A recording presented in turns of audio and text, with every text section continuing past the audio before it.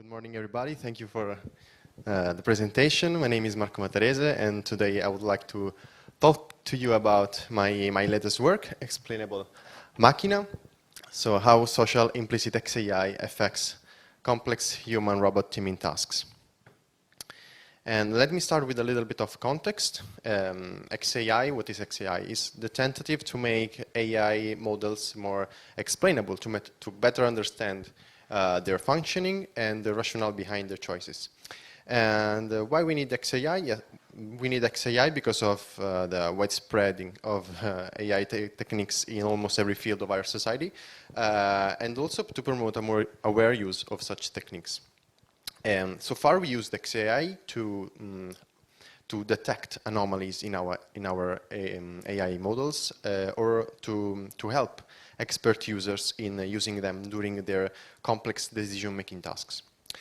However, in recent years, more and more non-expert users are getting in contact, as we have seen in these days, with both AI and XAI systems, and a change in paradigm is needed, especially if we consider complex HRI or long-term HRI. So the new wave of XAI tries to take insights from psychology, cognitive sciences, to exploit people's habits and expectations, also in explanations. In this study, we followed this philosophy, trying to propose a user-centered approach that could use the HRI history in the explanation generation process. So, for this purpose, the study I want to tell you about today tries to answer to this precise research question. Are explanations generated from the human-robot shared experiences more effective than classical ones when used in a social decision-making task? And to try to answer to this question, we performed a comparison between two XAI approaches that we called classical and shared experience-based. We will see later what they mean.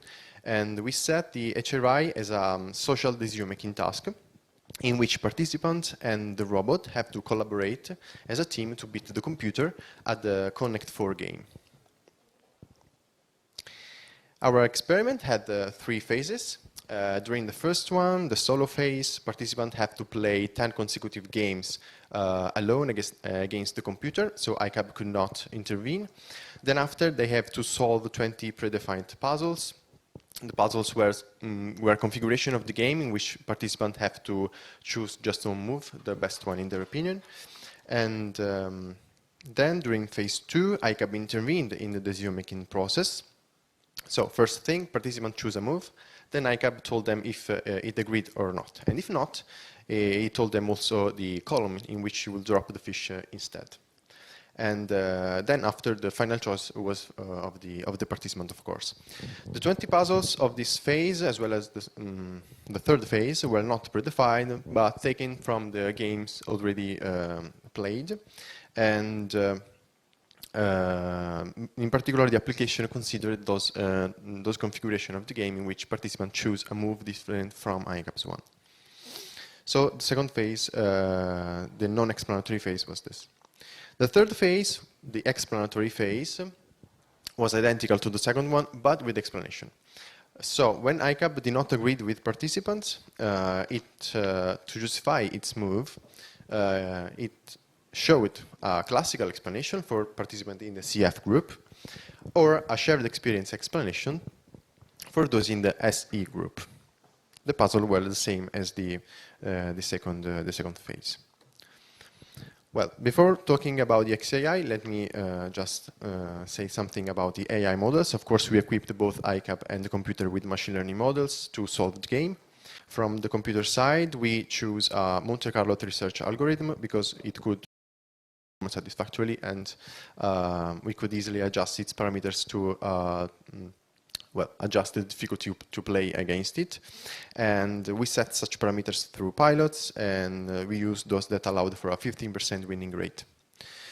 Instead, we made ICAP play via the AlphaZero's deep neural network, which was way more complex than the Monte Carlo algorithm, and we set its parameters to allow for a 90% winning rate against the computer. 90% because we were interested in having a semi-perfect robot.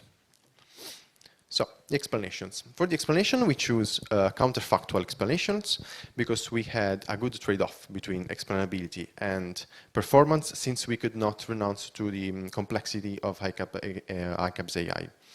And we use, in particular, we use example-based counterfactual explanations.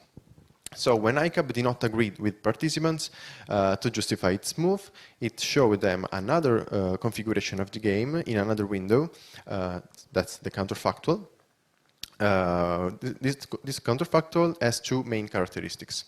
First one, it was similar, very similar to the current configuration of the board, but different enough to induce ICAP do the participant move instead of its move. So participants, by looking at the differences between the configuration and the counterfactual, could have some insights about the rationale behind the ICAP suggestions.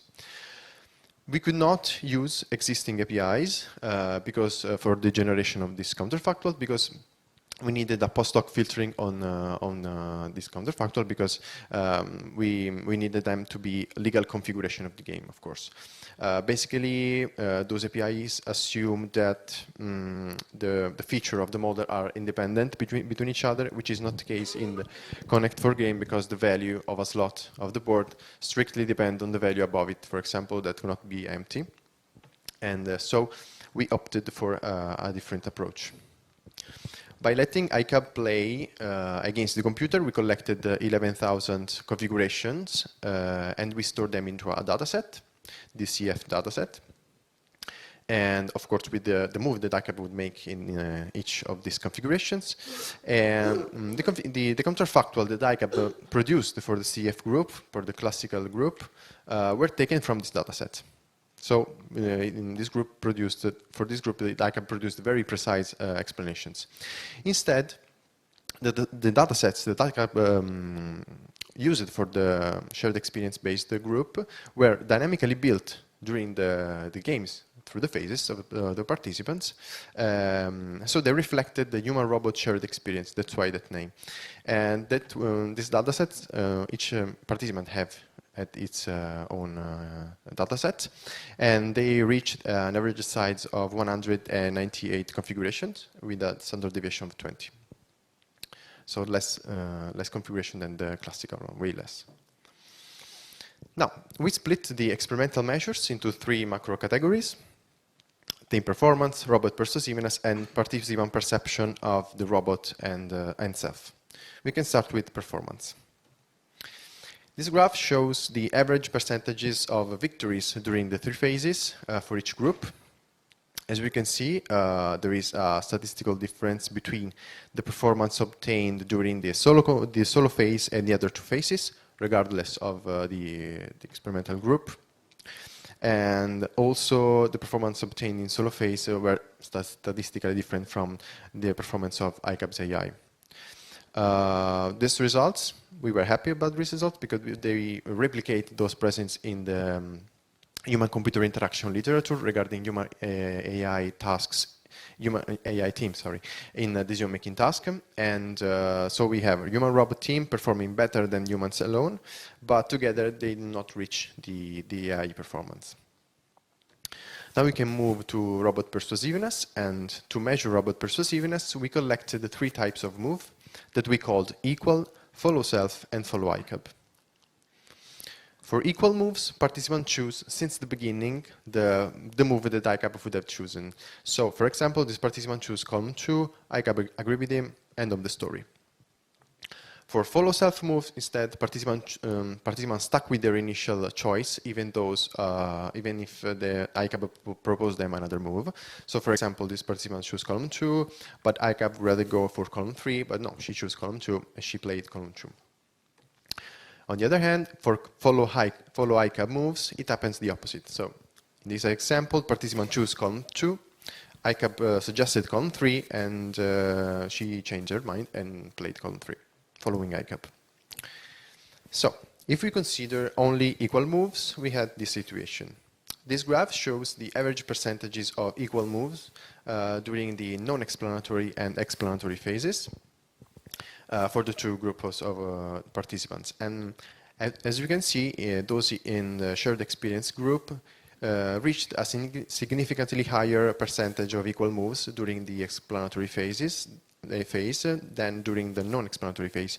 Although this tendency is also true for the other group, but the difference was not significant. If you consider instead follow self and follow ICAP moves, you have the same.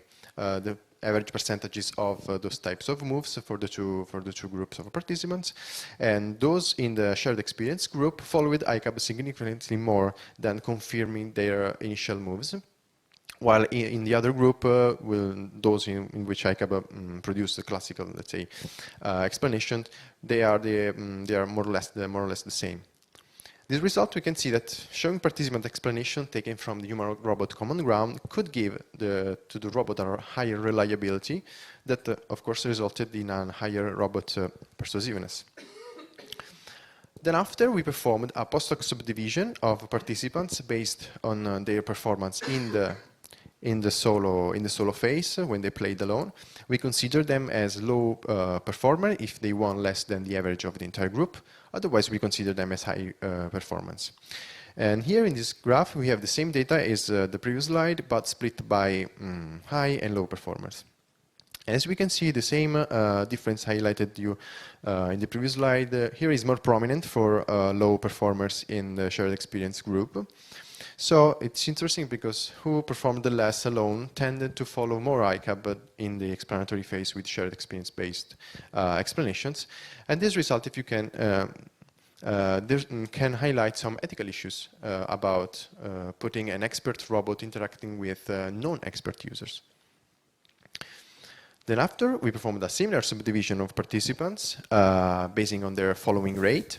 We consider them as low followers if they followed ICAP less than 50% of the time during the games, of course. Otherwise, we consider them as high followers. Yeah. And this graph regards the results obtained during the puzzle phase. The puzzle phase after the third phase, the explanatory one.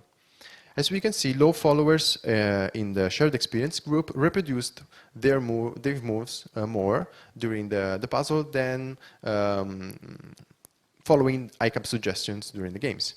And this tendency is true also for the other group, for low followers participants.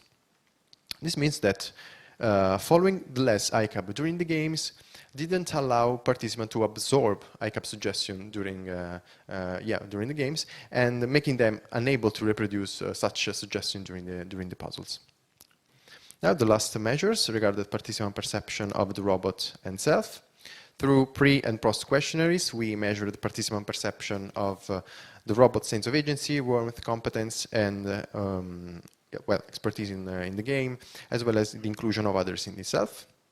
Right after each phase, we asked participants to rate their goodness in playing the game, as well as ICAP's goodness in playing the game, and also the difficulty of playing against the computer. And after the third phase, we asked them to rate their satisfaction with the explanations. We found no differences between the two groups of participants regarding the robot sense of agency, warmth, competence, and goodness in playing the game, of course. Instead, we found that participants felt closer to the robot after having interacted with it, regardless of the explanation type. Interestingly, they perceived the difficulty of the game as well as their expertise in playing it growing through the phases in both the groups. Then we found no difference in the satisfaction levels of the two explanation types. So, to sum up a bit, the performance we obtained in a social HRI context reflected those in human-computer interaction field. The explanation generated from the human-robot shared experiences unconsciously give the more persuasiveness to the robot, especially for those participants who reach the low performance alone. And I said unconsciously because participants seems to have no preferences for a particular type of explanations. We think also because they brought to similar performance. And that was all by my side. Thank you.